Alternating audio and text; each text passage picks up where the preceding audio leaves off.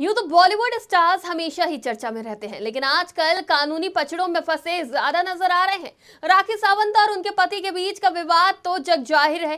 जिस तरह से वो दोनों कानूनी पचड़े में फंसे हुए हैं, अब एक और बॉलीवुड स्टार अपनी पत्नी के चक्कर में कोर्ट कचहरी के चक्कर काट रहा है। नमस्कार, आज की खबर में आपका स्वागत है। मैं हूं आपके साथ शिखा मेहरोत्रा।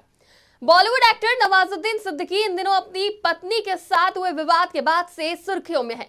आज बॉम्बे हाई कोर्ट ने अभिनेता और उनकी पत्नी को सुझाव दिया कि वो अपने दो नाबालिग बच्चों के लिए अपने मतभेदों को सौहार्दपूर्ण तरीके से सुलझाने की कोशिश करें।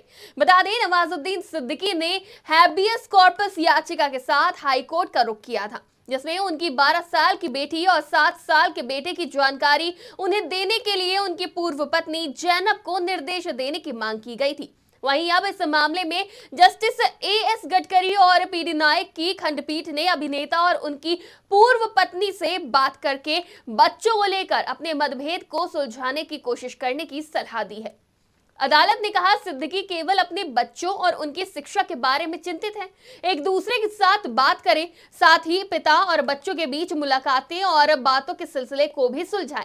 अगर ये काम करता है तो अच्छा है। नवाजुद्दीन सिद्दीकी की ओर से पेश वकील प्रदीप थोराट ने अदालत से कहा कि अभिनेता अपने बच्चों के ठिकाने से अनजान थे।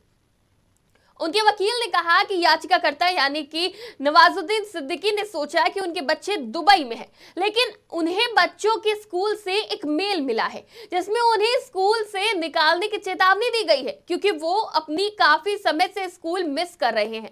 अभिनेता की पत्नी नवंबर 2022 में बच्चों के बिना ही दुबई से भारत आ गई थी।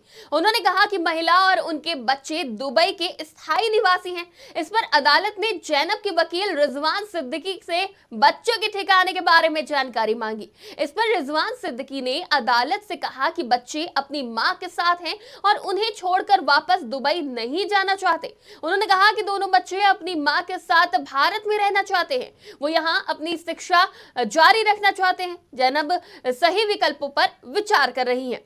सही बातें सुनने के बाद पीठ ने जैनब से अगले हफ्ते तक अदालत को सूचित करने के लिए कहा है कि बच्चों की शिक्षा के संबंध में क्या फैसला लिया जाए। जहां अब नवाजुद्दीन पत्नी के भी तरह तरह के बयान सामने आ रहे हैं, जिसकी वजह से भी नवाजुद्दीन सुर्खियों में है। बॉलीवुड की तमाम खबरें हम आप तक पहुंचाते रहेंगे। आप देखते रहिए आज की खबर।